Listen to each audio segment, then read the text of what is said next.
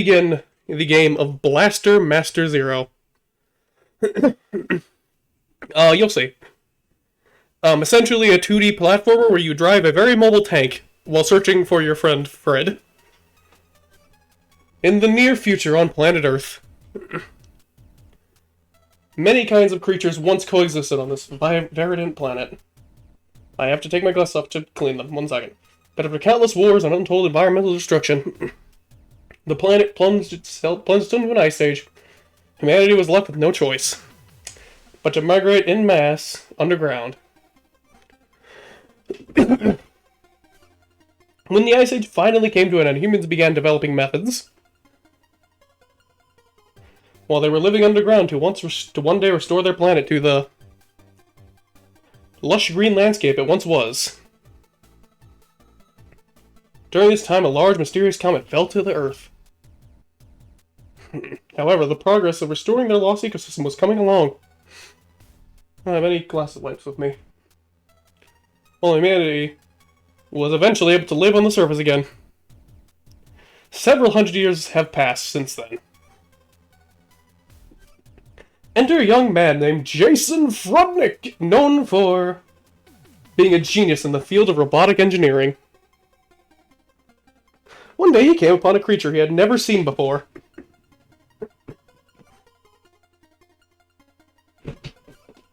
No records of the creature existed.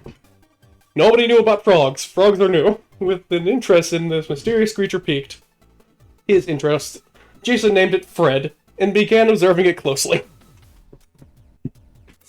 But after some time has passed, Fred had escaped.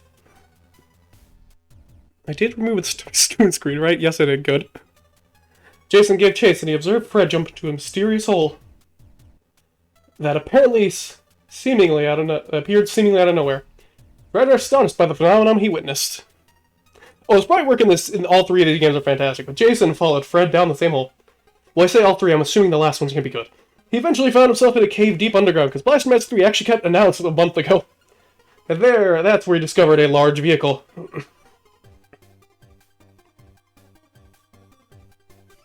Almost as if this vehicle with the name Sophia the Third on the side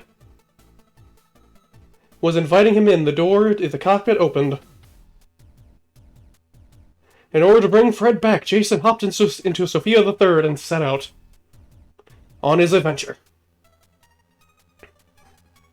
And yes, I will always say Sophia the Third every time. Little do you know of the strange phenomenon we're only just getting started. And that's our intro to Blaster Master. That was pretty much just a lore grab from the NES version, because this is actually a remake of the NES game. Which is real. Blaster Master's pretty fun. Let's get started on the game. This won't be my only time playing through the game. Actually, there will be a recorded Let's Play of it eventually as well.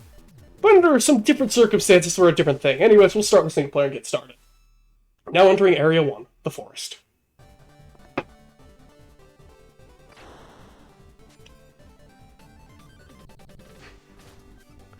Is this one of those underground forest areas they made during last Ice Age? Hundreds of years have passed, but the ecosystem is alive and well. It would seem that the preservation system is still functioning somehow. Better to keep my guard up, never know it could still be here. This is Blaster Master. We now have a tank. This is Sophia the Third. Your basic actions, you can shoot if you press the A or B or whatever your right button is on your control. You can do an alt fire. In this case, you have a triple missile, which is pretty nice. You can hold R to alt fire to aim up a little higher. You can shoot forward. You can pretty much only have 3 bullets on the screen at once, which is kind of annoying.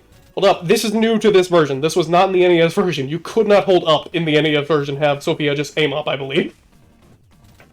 Which is pretty neat.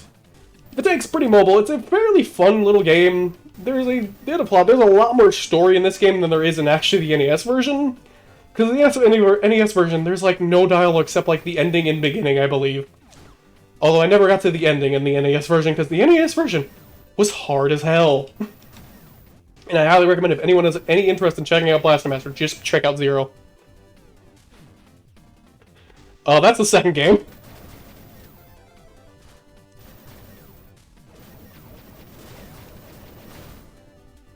I want the health. Come back. Fred's signal was definitely being transmitted from the forest area. Receiver was being displayed on the monitor. I guess I'm pretty lucky that Sophia has a functionality like this. With the receiver, I'm able to get a general idea where Fred is. Can't help but wonder how Sophia can track down his signal, though. Then again, I don't really know how anything in this machine works yet. Yes, clearly, jumping right into a tank and not knowing anything about it is the best idea. Anyways, you can actually get out of the tank and run around as Jason, which is pretty important. Although Jason is nowhere near. How bad was it lag spiking? Ooh, we're getting a good chunk of them. No, I'm gonna restart the stream and then see if that fixes anything, because I had to have my Ethernet plugged in. Yeah, we'll just do that. 1 second.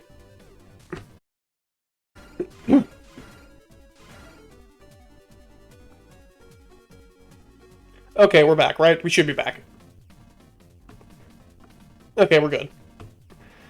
So anyways, as we were saying, we can run around as Jason. Jason is nowhere near the fighter that Sophia is. I got a big lag spike on my end. I saw a bunch of frames drop, so I really wanted to restart just in case. Yeah, Jason's nowhere near the fighter Sophia is, but Jason does have his own abilities. Namely, Jason gets to go into these little caves for his own areas. This is where we begin the second half of the Blaster Master gameplay, the top-down sections. The top-down sections are fairly simple and fairly interesting. You can move around in all 4 directions, you can aim in all 8 directions. You can hold the R button to actually lock yourself in place to strafe. That was not in the NES version. Again, a very good change. Now, for those who have played Cave Story, there's a very similar mechanic here than there is in Cave Story. Kind of. There is no, like, all your weapons level up and level down. You just have the one main weapon that adds new abilities to it every time. As you see, we have the little pea shooter at the beginning, then we get the long-range shooter, then we get this, which is pretty interesting. Namely, it can shoot through walls. But the main gimmick with Blaster Master in general, one of the main things with the guns, is if you get hit by an enemy, you level down and lose out on that weapon, which is somewhat of an interesting method. So generally, you get the better weapons, the better you play. And some of those later weapons can really send bosses to hell. So let's go over a bit more of these weapons. We've shown off the pea shooter, the long range, and the piercer. Next we have a shotgun. It's fairly simple. It's a shotgun. It shoots in a nice wave. It does more damage the closer you are to the enemy. Unfortunately, it isn't very fast. That's the biggest problem with this shotgun. It has a nice way for getting rid of these blocks, but it only has the one rate of fire. You cannot speed this up at all. It has to go through this whole load and go. Everyone still here, I hope?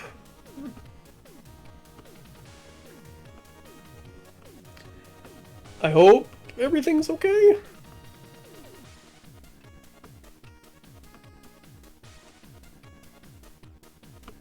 Yeah, I think we're good, hopefully. Yeah, it just says the one load and go. And then we have a... Okay, good. Make sure people are still here. And then we have the machine gun. It's pretty nice, but it does actually peter out and get a lot more strafe on. This is actually a good and bad thing. It's bad when trying to defeat an enemy, but if you're specifically trying to hit something out of range, it's actually a pretty helpful mechanic. And it does have enough spread. Now then, this item up here is the map. We have the entire map of the forest area. You're going to want to collect all these stuff. Essentially, I'm going to try to get the best ending, which is essentially, from what I remember, at least reading, is collect everything. Which is go to defeat all the bosses, collect all the bonus mini-maps, get all the upgrades, all the stuff. See, like I said, Jason's not much of the fire, but big thing, now we have a map. This was, again, not in the NES version. This helps a ton. As you can see, where is the key? This is our little key. We have our key. Dungeon, control room, retry point, area portal, warp, exit, boss, Sophia, life up, and item. All pretty nice. These little green pickups are health, as you can clearly see. I guess I'll explain this now. Jason also takes fall damage if he falls from too high. See. And if he falls from way too high, he'll just die. So that's very careful. Thankfully, every time Jason gets back in Sophia, you get fully healed with Jason, which is great, but Sophia doesn't get a heal. Sophia has to heal through getting items and stuff, so you gotta be extra careful with the Sophia. Sophia is a destructive, monstrous force of a tank, but does have some issues. Namely that Sophia can't really get health back. Now another mechanic that's actually new to Zero is actually your SP, is instead of like the NES game where again, you had to actually wait for this, you had to go find the stuff, the game will just automatically recharge. Sorry if I'm saying a bunch of devices thing, not really devices, explaining how the game works a lot. It's very easy to get set up. I don't really want to explain the enemies because you can pretty easily tell how they work. Generally, right now, there is actually a good reason to swap between a bunch of weapons. We still have yet to find the best weapon in the game, which is, it's so dumb, but it's so good, and is going to completely wreck everything if you can keep it. So now we got a bunch of these little blocks, so we're just kind of going to hit them hoping for some weapon drops. More of these enemies, they're fairly simple. You walk in front of them, they charge. So yeah, this is a pretty simple enemy to beat. So how's everyone doing now that I'm done explaining stuff? Hopefully everyone's doing good. I'm going to throw chat up on stream. I'm not sure if I am going to. I probably will. Yeah, Blaster Master is really fun. I like this game a lot. I played a lot. Some of the older ones. The main one I played was the first one on NES, which is the remake of this one. I played that as a little kid because my people I taught, not my friend, family relatives had an NES and they had the game, so like I played it. A bunch there. Yeah, you need the piercer specifically to hit enemies through walls, usually. Or something that can actually pierce through them. So be very careful. There are some more weapon ups. Let's get to our next couple enemies. Or can immediately hit it. Our next weapon is the Deflector. This is actually pretty nice. Now, as you see, there's a little circle at the beginning. During that time, any projectile you deflect will actually get deflected back for more damage. Essentially, something like a parry. It also protects you on all sides. But after it goes through its first hit, then it kind of sits there and only protects the front of you. It also just looks really cool. A lot of explaining. Anyways, we're back in Sophia. Let's get moving. Wrong button. I want to check the map again. You're to see me check the map a lot, because it's really nice to have this. We gotta go this way. Do we have to go underground first? Although, unfortunately, Sophia does have some weaknesses. I know, the Unstoppable Murder Tank has weaknesses. Crazy to think about. Namely, Sophia can't really attack anything right below it. So where that light bulb is, where the light is, you can't really attack anything, at least currently. Nothing can really attack in that range, except the missiles, kind of. And also, Sophia is not the best at traveling underwater. Thankfully, Jason is perfectly capable of moving underwater, but again, Jason's not much of a fighter. Be very careful with Jason. He is not, like I said, a fighter. I keep repeating myself, trying to make sure I'm explaining everything. I am sorry if things sound weird. Yeah, you can swim in all directions, Jason currently. I do like the beginning of the game a lot, because there's a nice balance between Jason and Sophia. Eventually you upgrade Sophia to the point where Jason's kind of not as much needed, except for getting through specific areas that are designed for him. Yeah, let's actually show off this shield mechanic. If you don't shoot the wall, bam, you can deflect stuff back for a lot of damage, for maximum damage. Anyways, back to this, because we might as well just get them through the wall, because we can. This also has the shotgun problem of it can't go any faster, it can only shoot so fast. It only has the one speed. Which is kind of lame, but it does have its uses, like, as you can see, shooting through walls. It does, unfortunately, get eventually replaced by a better weapon, but when that better weapon shows up, every single weapon essentially gets replaced, mostly. Except for a couple. There are some good examples of some extra weapons. Unfortunately, the game has the problem of there's just a definitive answer to a lot of questions. There's just a one answer suits all situations a lot of the time.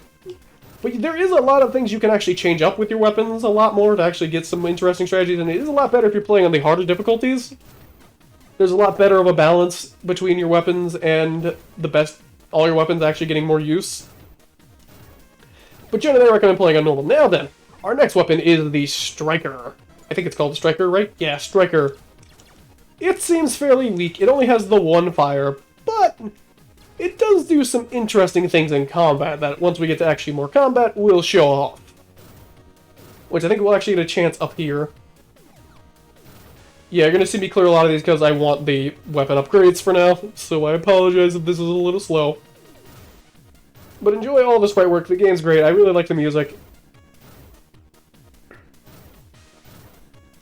Get rid of all these, there's so many of these. Well, this will actually tell us if this is going to kill it.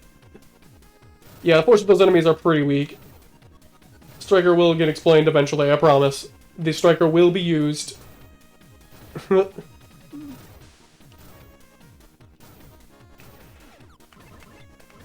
And with this, we actually have a flamethrower, which is okay.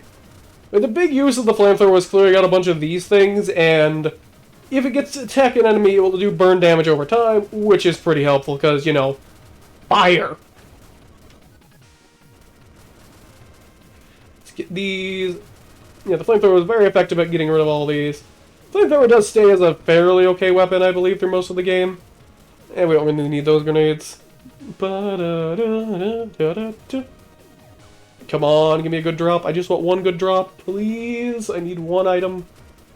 And here it is. Yeah, it hits one enemy and chains to all of them. That's what it does. And with this, our next and final weapon is the Wave Beam. This is by far the stupidest weapon in the game. From what I remember, at least from what I hear from Blaster Master Zero and Blaster Master Zero 2, this weapon is so good, it is the answer to 99% of situations. This will do the job fantastically. Because it not only has this little wave beam, which does 3 attacks, and if you get them right in that little part where the beams actually cross, you get triple damage, I believe. It also stuns. It goes through walls. It doesn't have it doesn't have a limited rate of fire. Pretty much as fast as you can mash it, that's how much you can actually get attacks. Now meet our first mini-boss, or boss really, kind of, in the Jason segments. Is this thing. I forget what their enemies are called. I know they just said it, but I was not paying attention. I'm too busy talking about how stupid Wave Beam is. Enemy lost. Now, yeah, as you can see, Wave Beam is very good, but it's very easy to lose. Remember, use your stuff right. This is actually a good chance to show off Striker. Striker does good damage. As you see, it also attacked other enemies. Every single enemy on this map gets attacked if Striker goes through. As you can see, Striker is very good at getting rid of these type of enemies. In these type of boss rush rooms, where they just kind of rush you with regular enemies, Striker is very effective at getting rid of them, because it attacks everyone for equal damage. Still, you can really burn through health bars real fast. Again, grenades are helpful enough, but when you have stuff like Striker and Wave, it kind of gets outclassed. But Striker does have a weakness of if it misses, you have to wait till it comes back. Now, this is actually something good for us. This is a Thunderbreaker, a sub-weapon that shoots lightning directly beneath Sophia. So now, Sophia actually has some weapon choices, which is pretty cool.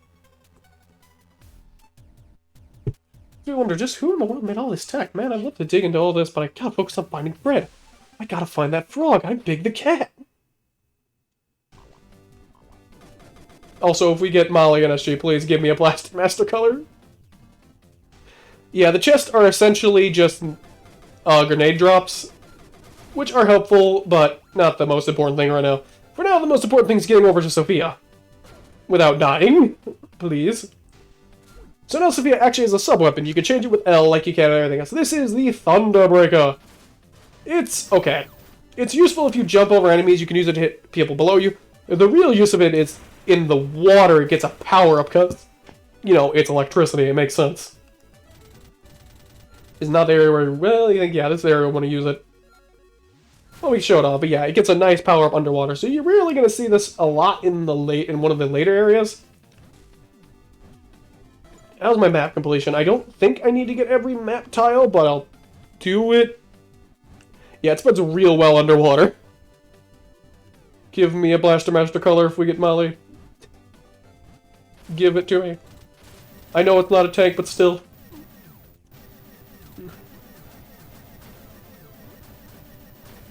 Thankfully, these beginning enemies are fairly easy. You can kind of just hold a button and go. For now, we're gonna go back to Triple Missile, because this is actually pretty effective here, because the spread and a lot of damage. If you get all 3 missiles immediately, you can get it. Now, these save points are more than just saving. If you, for some reason, lose Sophia, and immediately kill yourself falling off, because, yeah, Jason doesn't have much fall damage abilities. But if you lose Sophia, you can come over here and call Sophia back to you. Actually, I'm curious, does it censor that in the PS5? No, it doesn't. Interesting, I'm about to get shot. Get away! Fairly simple. Where's our next objective? Over here, okay. Which is this? Yeah, this is the underwater one, yep. So as you see, we got a bunch of minis, so now that we're back under the water, we might as well swap to Thunderbreaker. That didn't kill it, of course. Make a liar out of me. Yeah, we're gonna park Sophia up here. Thankfully, if you park Sophia, it doesn't matter. Nothing really will attack it while it's parked. Which is good. You only have to worry about whose ever health bar is being displayed. I'd recommend swimming up here because it's a lot faster than climbing the damn ladder. The ladder's fairly slow. I really like this song, I'm sorry. Actually, this would be a good example to show off one of the few instances where the machine gun's spread is actually kind of helpful. Because you can attack it from very far away at a pretty safe distance. Striker, not really Striker, the Piercer will work effectively here too. Probably more effectively, but eh. Because yeah, Piercer also goes full screen and does a lot more damage, but the machine gun does have its uses, like I said. You'll find some uses for it later, don't worry. The machine gun will be used. Thankfully, the Piercer does have a little bit better DPS than the Striker, but the Striker will... Actually, yeah, if we find an enemy, we'll show up the Striker a little bit better. We'll go back to that. I want to show up the Striker real fast. Not get stuck on the damn wall, please. As you see, because these are both enemies on the screen, it can hit both. I know some later areas where we'll just... Because there's no real walls, I don't think. I don't think there's many instances where the Striker won't actually kill everything on screen, because Striker usually just attacks everything on screen. I'm surprised it didn't grab these enemies up here. But oh well, I guess that'd be too good. Nothing helpful. Can we actually hit you through the wall? Nope. We need to get you the right weapon. Unfortunately, it is a little slow. I believe in the later games they fix this a little more. You can move a lot better as Jason to move around a lot quicker. But for now, we just kind of have this little trot. Thankfully, they're nice. In a second, I'll show off. As we seen earlier, every time you get an item to end one of these stages, you do not have to walk back. But if you don't get an item, you're walking back. Which is kinda lame, but such is life in the zone.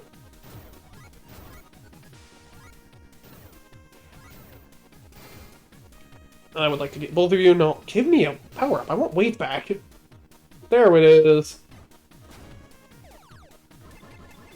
So yeah, a good example of way, as you remember us defeating this enemy earlier. Well, we can kind of just step back over here and just hammer the... Yeah, you just get... Wave is stupid. Thankfully, it does get a little easier to hold on to wave in the future, but for now, it's only if you don't get hit. Which I think is fair. A fair trade-off for this crazy weapon that is wave. Ba-da-bum. Do-do. Let's head up here. We got more to go. I know this is a power of some kind. Oh, we can use the extra grenades. Let's grab it. Oh no, this is... Yeah, I remember this. I think I remember this one. Yeah, I know what this is. See, he's gonna rush us down. Thankfully, because we have wave. Again, wave is stupid. We're gonna really see why wave is stupid in a second. Because, yeah, being able to pretty much ignore all the enemies, and I'm just kind of not even mashing hard. Up here, we're gonna mash real hard to show this off. That's good. What in the hell is that? Some giant mutant? Damn, I guess I gotta do this. Warning, warning, the Forest Destroyer. Mother Brain. I feel like that was something else on Nintendo, but So once she opens up, you just kind of hammer both wave and grenades, and it's dead. This is how stupid Wave Beam is. It didn't even get a chance to fight back. And with this, we find another upgrade. Hyper Shot. This powers up Sophia's main weapon. You can now defeat some enemies you previously couldn't. So once we get back to Sophia, let's check out this new weapon they got.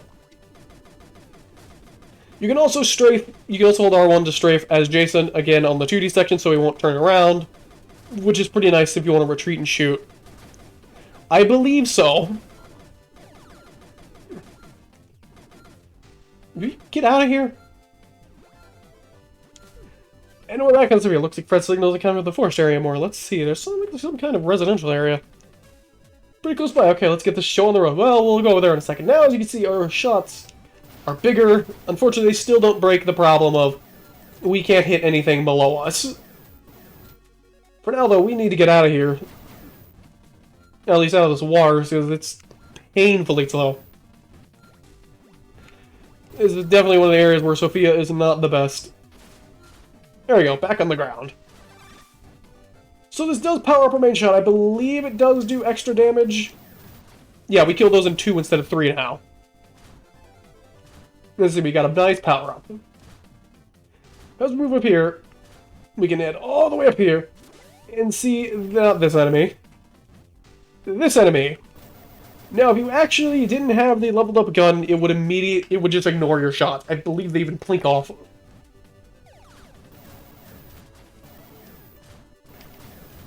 Well, a good example of enemies like this, it's kind of okay to get out of Sophia and kind of crawl in on them so they can't fight back and Jason can handle them.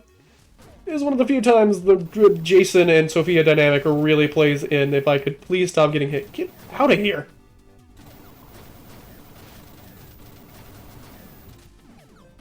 And this is a life up. Increase Jason's Sophia's life by 1. So yes, we now have a whole other hit of life. Fantastic. Now then, our next stop will be this boss. Yeah, Sophia has to be on the ground for Jason to jump out of it, thankfully. Jason isn't that stupid. They won't let you kill yourself that easily. Again, Wave Beam is stupid. Just use Wave most of the time. I recommend just use it. A lot of the enemies just get completely destroyed by it. There's no reason not to. I love this song, sorry. This is probably one of my... I really like this song a lot. And we're already at the next boss fight. Fairly simple. Warning! Giraffe Trappers! So this is kind of an upgraded boss version of enemies we have been fighting. As you can see, it's those little spears that keep going.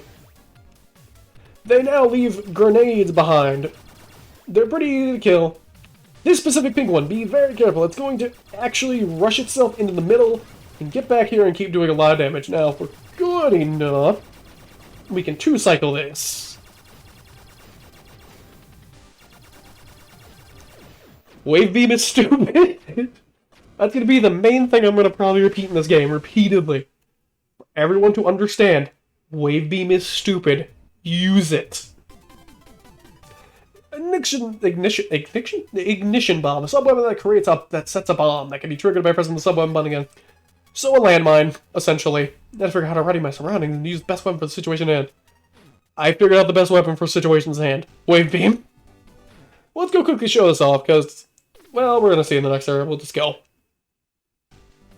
Let's get back into Sophia. This should be a fairly short stream series, because, again, it's an NES game we're playing that just got remade.